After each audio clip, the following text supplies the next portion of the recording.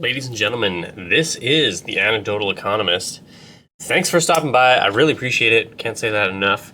Today I want to talk about silver. I've got a few reasons why I believe silver is about to take off, and I'm also going to give you one reason why I think it actually may not.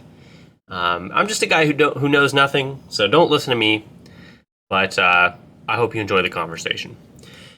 So to start off, we talk about silver and we say, silver, it's going to explode. It's going to explode higher. It's going to make people rich. I mean, what does that mean when you say silver is going to explode? Is it going to go up, just to $50 to a new all-time high, $60, $100, 200, 500, 1,000? What does that actually mean? Well, in my case, all I'm arguing for here is that silver is going to continue to be a good hedge to inflation, and that it's going to hold its value and maybe even come ahead a little bit of some other hedges that you might have bought, for example, stocks. Okay? That's all I'm saying. I'm not trying to say that silver's going to make you rich or anything like that. Nothing crazy. I have a theory on that, on a way that could happen, and I'll talk about that towards the end of the video. But let's just start off with some basics here. I'm holding some gold up in front of you. I talked about this in my last video, just throwing it in a capsule. Gold historically goes up first, and then silver follows, right? If you've been in this area for any period of time, you're aware of this. And there's some truth to that. If you go back, there's very few exceptions where that's not the case. And there's a lot of different reasons why that is. But that's one reason why I think silver could take off. Just simply, gold has taken off. So if gold comes back down, well, that might, put a damper on silver's, rise to the moon, as it were. But what we're trying to do is, as people who are being prudent with their stack, and they're trying to, if you're here on this channel, that means you're being prudent. It means you're open to new ideas. You're trying to do research. You're trying to do more than just walk into a store, buy some silver, and go home, which there's nothing wrong with that if you do that, by the way. But my thoughts are is that what we want to do is we want to have reasons why we think it's going to go up, and multiple reasons. And just saying, well, gold goes up, so silver's going to fall, that's not enough. I mean, that could be true. It's true in most cases. It's not always true. It's not enough to make a decision on. So I'm going to pop open a chart here, and we're going to go through another reason. This reason has to do with the technicals. Now, if you look at this chart, I've got silver here in the silver writing. You see the 2008 all-time high where my crosshairs are. And can I close this off? I feel like it's kind of messy looking. Yeah, let's get rid of that. There we go. Then we look over here, the more recent spike up that happened in 2020. You guys remember COVID? There's this thing here that's formed called resistance, okay? And in 2021, we dropped below that. And a lot of people lost their steam. This is when people were like, oh, the silver squeeze is over. Sell your silver. It's never going to go anywhere. It's just never going to take off. Gold's better, blah, blah, blah, all that.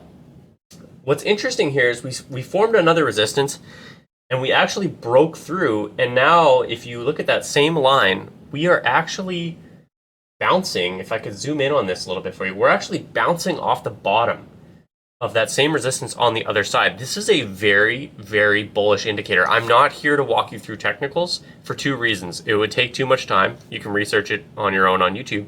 But also, I'm not qualified to teach. I'm still learning myself. So but I'm just trying to point out that it's there.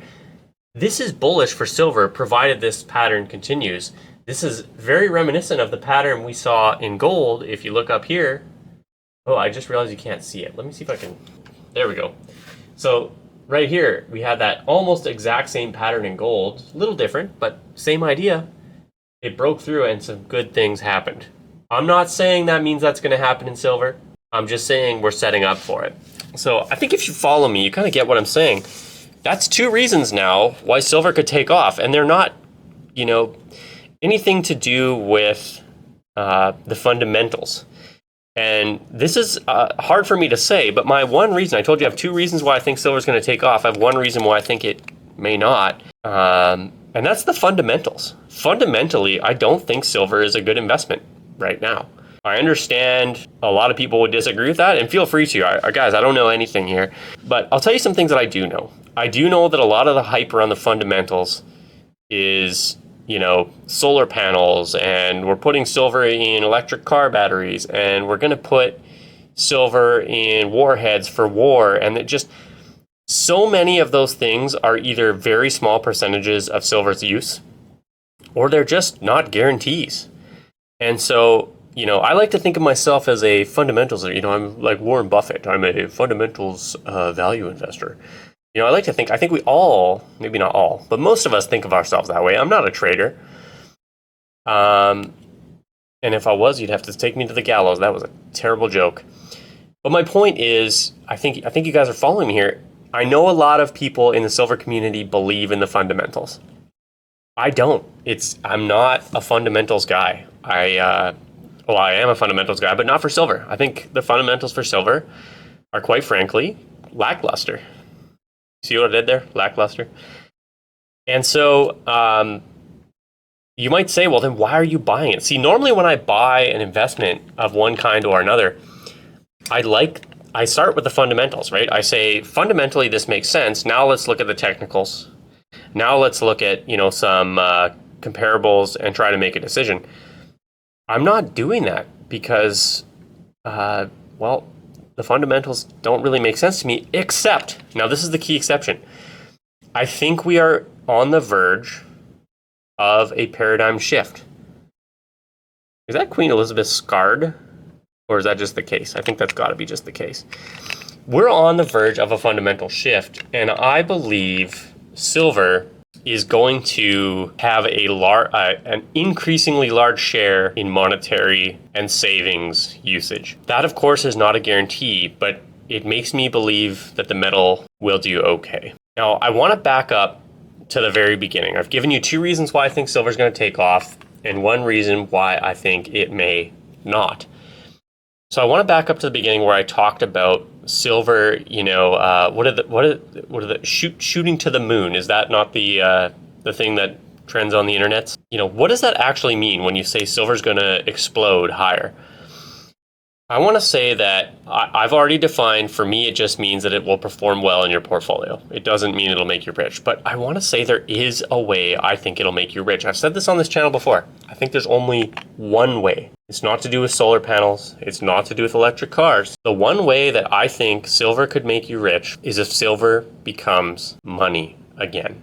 And the reason I'm bullish on this is that I believe increasingly that silver will become money again. It may take 50 years. It may take longer. It may never happen. But I believe that we are on our way there. I believe we're headed back to what I might call the dark ages. Man, that takes me back. I was at the Olympics in 2010. But yes, sorry, not to get distracted. I believe we are headed back to the dark ages. And you know what?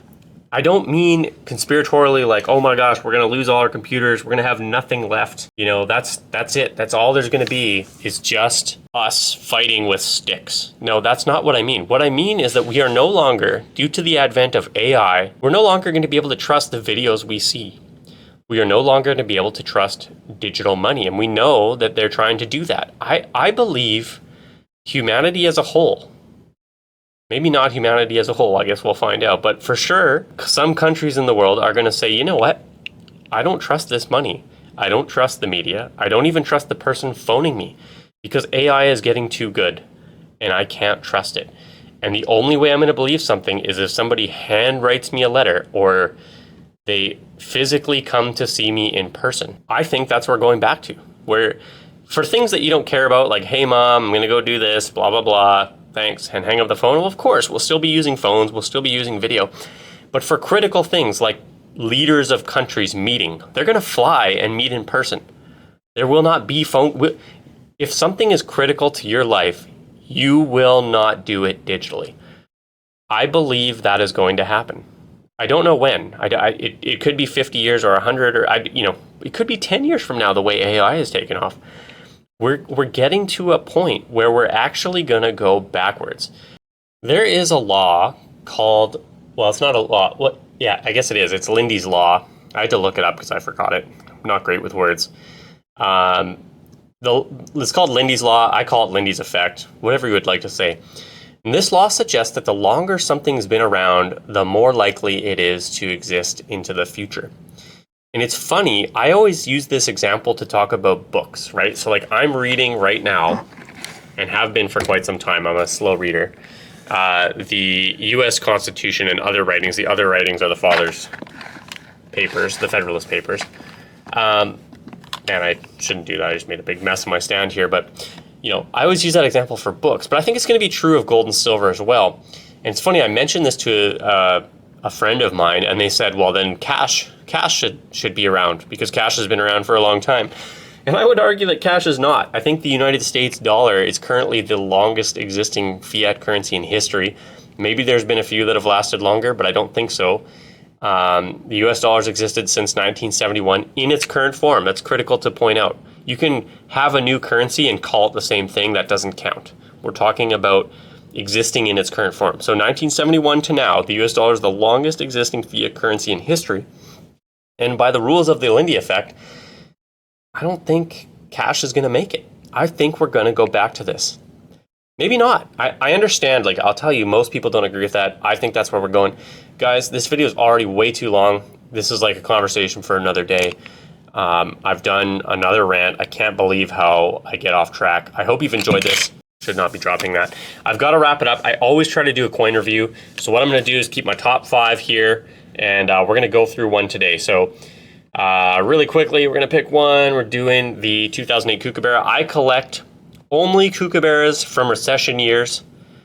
And so I've got 2008 here. I've got a few more that I'll show you from other recession years. I don't know why. I just made that rule up myself. I didn't want to collect all the Kookaburras, but I get the ones from recession years. And I think the fact that they had a spider, remember they designed this in 2007 and they put a spider web on this for 2008. I have this conspiracy theory that the Perth Mint predicts recessions by putting interesting things on their Kookaburras. Not to mention 2024 has a snake, but we can come back to that later. And so, yeah, this is one of my favorite coins of all time, not just of Kookaburras, just because of the recession year and the spider web. If you don't have one of these, I highly recommend it. They hold their value extremely well, and so I recommend it. Beautiful coin. Kookaburras in general, I recommend them. Very well done, great artistry, and of course, the Perth Mint with these Kookaburras, the background is fantastic. There's this sort of I don't even know what you call it, like a fog, and then they do sort of a proof in the lettering, right? So the Australian Kookaburra has this sort of proof effect. Just a beautiful coin in general, and of course with the Queen, the late Queen, you can't go wrong. Maybe you can. Some people don't like it, but somebody's got to have a bust on there. So that's my review for today. Not the greatest reviewer, I know, but thank you so much. If anybody made it here, just throw in spiderweb in the comments, just so I know. Guys, I appreciate you watching. That was one heck of a rant. Way too long. I cannot imagine anybody's going to get this far into the video. So thank you so much. This has been the Anecdotal Economist. Remember, I'm pulling for you. And we're all in this together.